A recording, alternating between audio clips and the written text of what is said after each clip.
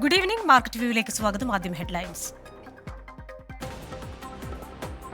BSEയുടെ വിപണി മൂല്യം 400 ലക്ഷം കോടി കടന്നു. ക്ലോസിംഗിൽ റെക്കോർഡ് കുറിച്ച് സെൻസെക്സും നിഫ്റ്റിയും. ആഗോള സൂചകങ്ങൾ അനുകൂലമായതും തെരഞ്ഞെടുപ്പിൽ തുടർ ഭരണമുണ്ടാകുമെന്ന പ്രതീക്ഷയും വിപണിയെ തുണച്ചു. കുതിച്ച് സ്വർണം. രാജ്യാന്തര വിപണിയിൽ $2,300 കടന്നു. ഡോളറിനെതിരെ 83 രൂപ 31 പൈസ എന്ന നിരക്കിൽ ക്ലോസ് ചെയ്ത രൂപ. ക്രൂഡ് വില $89.74.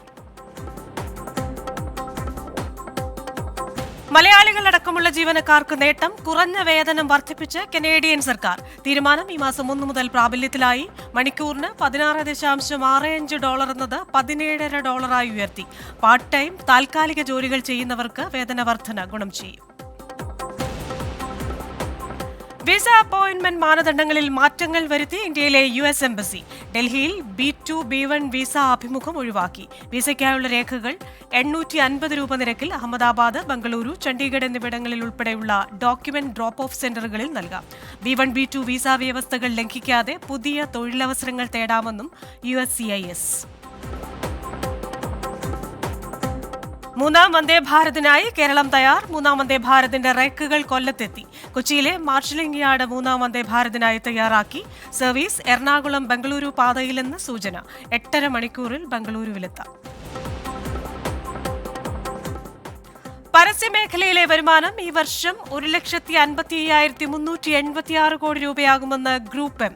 മുൻ വർഷത്തെ അപേക്ഷിച്ച് 14,423 കോടി രൂപ കൂടും. ആഗോളതലത്തിൽ വർധന 5.3%, ഇന്ത്യയിൽ 10.2%. പൊതു തെരഞ്ഞെടുപ്പാകും വരുമാന വർധനയെ സ്വാധീനിക്കുന്നതെന്നും റിപ്പോർട്ട്. മാധ്യമ പരസ്യ വരുമാനത്തിന്റെ 57% ഡിജിറ്റൽ മേഖല സ്വന്തമാക്കും.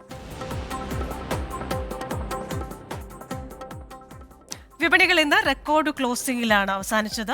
രാജ്യാന്തര വിപണികളിൽ നിന്നുള്ള പോസിറ്റീവായിട്ടുള്ള സൂചകങ്ങളാണ് ഇന്ന് ഇന്ത്യൻ വിപണിയെയും സ്വാധീനിച്ചത്. സെൻസെക്സും നിഫ്റ്റിയും ഇന്ന് റെക്കോർഡ് ലെവലിലാണ് ക്ലോസിംഗ് നടത്തിയത്. ദേശീയ ഓഹരി വിപണി നിഫ്റ്റിയിലെ ക്ലോസിംഗ് നോക്കിയാൽ 22,666 എന്ന നിലയിൽ 153 പോയിന്റ് ഉയർന്നാണ് ഇന്ന് ക്ലോസിംഗ് നടന്നിരിക്കുന്നത്. അതേപോലെ തന്നെ ബാങ്കിംഗ്, ധനകാര്യ മേഖലയിലെ ഓഹരികൾ നോക്കിയാൽ വലിയ മുന്നേറ്റത്തിലായിരുന്നു. പല ബാങ്കിംഗ് ഓഹരികളും ഇന്ന് റെക്കോർഡ് കടന്നാണ് ക്ലോസ് ചെയ്തത്. ഇനി ബോംബെ ഓഹരി സൂചികയിലേക്ക് വന്നു കഴിഞ്ഞാൽ അവിടെയും 74,742 എന്ന് പറയുന്ന റെക്കോർഡ് നിലവാരത്തിലാണ് 494 പോയിന്റ് ഉയർന്ന് ഇന്ന് ക്ലോസ് ചെയ്തിരിക്കുന്നത്. രൂപയ്ക്ക് നേരിയ നഷ്ടമുണ്ടായി. ക്രൂഡ് വിലയിൽ നേരിയ ഇടിവുണ്ടായി. അതേസമയം സ്വർണ്ണവില വലിയ കുതിപ്പിലായിരുന്നു. ഇന്നത്തെ വിപണിയുടെ വിശകലനത്തിനായി ശ്രീ പോൾ തോമസ് ഉണ്ട്, executive director DBFS. Good evening Shri Paul Thomas. എന്തായാലും വിപണി ഇന്ന് റെക്കോർഡ് ക്ലോസിംഗ് ആയിരുന്നു. ഇനി വരാനിരിക്കുന്ന ചില സൂചകങ്ങൾ കൂടിയുണ്ടല്ലോ. US-ലെ വിലക്കയറ്റ നിരക്ക് വരാനുണ്ട്. അതേപോലെ തന്നെ ലോക്സഭാ തെരഞ്ഞെടുപ്പിൽ ഒരു തുടർ ഭരണം ഉണ്ടാകുമെന്നൊക്കെ എന്തൊക്കെയോ പ്രതീക്ഷകൾ വിപണിയിലുണ്ടെന്നും തോന്നുന്നു. Good evening Christina. അതെ, പറഞ്ഞ പോലെ 2-3 ഫാക്ടേഴ്സ് ഇന്ന് നമ്മളെ തുണച്ചു. ഒന്ന്, ഗ്ലോബലായിട്ടുള്ള ക്ലൂസ് പോസിറ്റീവ് ആയിരുന്നു. 2, ക്രൂഡിൻ്റെ വില കഴിഞ്ഞ ആഴ്ച നല്ല ആയിട്ട് കയറി 91 വരെ വന്നത് ഇത് ഒന്ന് താണ് 89 പോയിന്റ് സംതിങ് ആയിട്ട് നിൽക്കുന്നുണ്ട്. അതും പോസിറ്റീവായിട്ട് നിന്നു.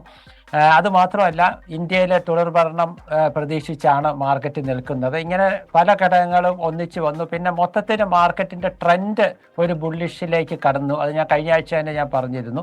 അത് ഇപ്പോഴും കണ്ടിന്യൂ ചെയ്യുകയാണ്.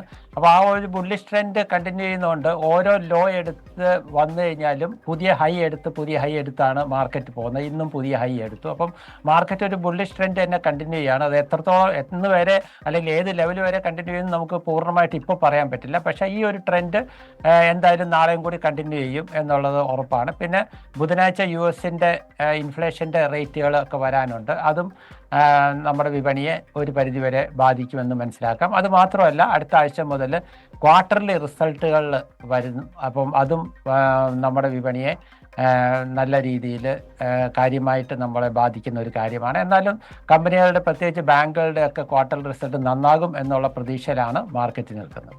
ശരി, thank you Shri Paul Thomas. എന്തായാലും വരാനിരിക്കുന്ന 4ാം പാദ ഫലങ്ങൾ, US-ലെ വിലക്കയറ്റ നിരക്കടക്കമുള്ള ഘടകങ്ങൾ വിപണിയെ സ്വാധീനിക്കും. നാളെ കൂടെ ഈ ഒരു ട്രെൻഡ് തുടരുമെന്നാണ് ശ്രീ പോൾ തോമസ് പറയുന്നത്. മാർക്കറ്റ് വ്യൂ പൂർണ്ണമാവുകയാണ്.